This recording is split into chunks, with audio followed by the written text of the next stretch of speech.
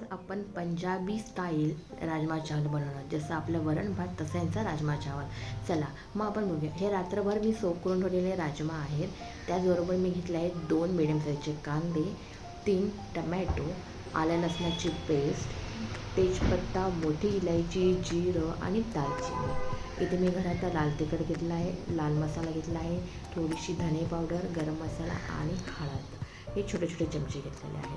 चला मग एका भांड्यामध्ये 1 चम्मच तेल घेऊया आणि आपले जे 2 कांदे होते ते मोठ्या स्लाईसमध्ये कट करून लालसर होईपर्यंत भाजून घेऊया. ह्याची आपण पेस्ट बनवणार आहोत आणि हे कांदे आपण छानसे शिजवून घेऊया. डार्क ब्राऊन होईपर्यंत आपल्याला त्याला भाजायचे नाही आहे.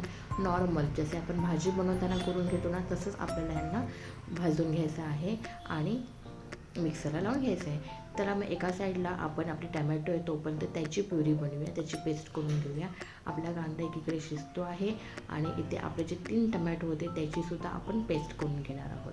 चला दोन्ही पेस्ट रेडी आहेत. सेम भांड्यामध्ये जसं मी बोलते कोणीच मसाला नाही, आपली रोजची भांडी आणि मसाला त्यामध्ये 2 चम्मच तेल घेऊया आणि आपले हे जे खडे मसाले आहेत ते आपण ह्यामध्ये ॲड करूया. ह्याच्या व्यतिरिक्त काही ॲड करायचं नाही आहे. हे एवढेच 4 आयटम आहेत ते आपण इथे ॲड करून घेऊया.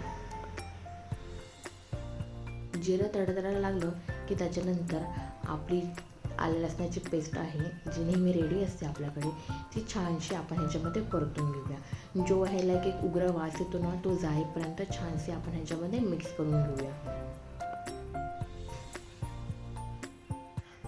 बॅकग्राऊंडला आवाज असेल तर प्लीज समजून घ्या. मी फर्स्ट फ्लोअरला राहते आणि बाहेर खूप गाड्या जातात.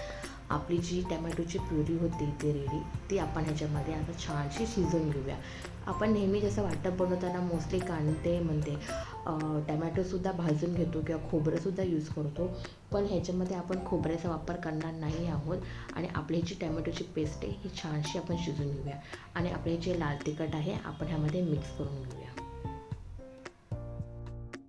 टमॅटोची पेस्ट छानपैकी तिथे शिजून झाली की आपण त्याच्यामध्ये आपला जो कांद्याचा पेस्ट बनवला आहे तो आपण ह्याच्यामध्ये ॲड करूया. तुम्ही पाहताय इथे खूप छान कलर आलेला आहे.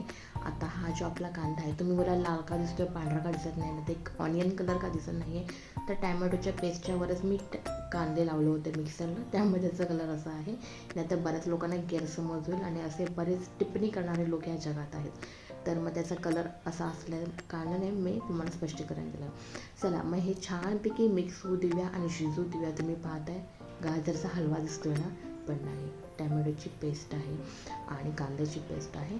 आणि ही तुम्ही चटणी म्हणून सुद्धा यूज करू शकता डोशासोबत खायला वगैरे. जे बरेच साऊथ इंडियन अशी आय थिंक सो चटणी बनवतात, खूप लोकांकडनं मी ऐकलं.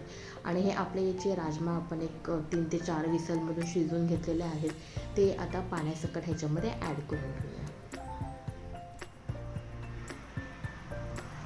परत एकदा सांगते, माझ्या बॅकग्राऊंडला आवाज येत असेल प्लीज समजून घ्या. आता छान असं आपण मिक्स करून घेऊया आणि ह्याला उकळी येऊ देऊया. आणि किती पातळ ठेवायचं आहे त्याप्रमाणे तुम्ही त्यामध्ये पाणी ठेवू शकता. मी ह्याच्यामध्ये चवीनुसार मीठ ॲड करते आणि बघताय बॉईल झाल्यानंतर अप्रतिम त्याचा ओरोमा पण म्हणजे सुगंधही खूप छान होता. आता चमच्याने मी ह्याला अजून थिकनेस यावा म्हणून जे माझे राजमा आहे ते मी मॅश करते. आता ह्याच्यामध्ये आपण कस्तुरी मेथीसुद्धा ॲड करणार आहोत आणि आपली रोजची कोथिंबीर. जसं मी राजमा डायरेक्ट ह्याच्यामध्ये मॅश केला, तुम्ही हवा तर मिक्सरमध्ये लावू शकता. पाहता आता त्याच्यामध्ये थिकनेस किती छान आलेला आहे. हे तुम्ही भातासोबत किंवा चपातीसोबतसुद्धा खाऊ शकता. मग या आपला राजमा चावल रेडी आहे. आय होप तुम्हाला आवडला असेल. क्विक होणारा इझी सिम्पल राजमा चावल नक्की ट्राय करून पहा आणि प्लीज माझ्या चॅनलला सबस्क्राईब करा, शेअर करा, लाईक करा. Bye, take care.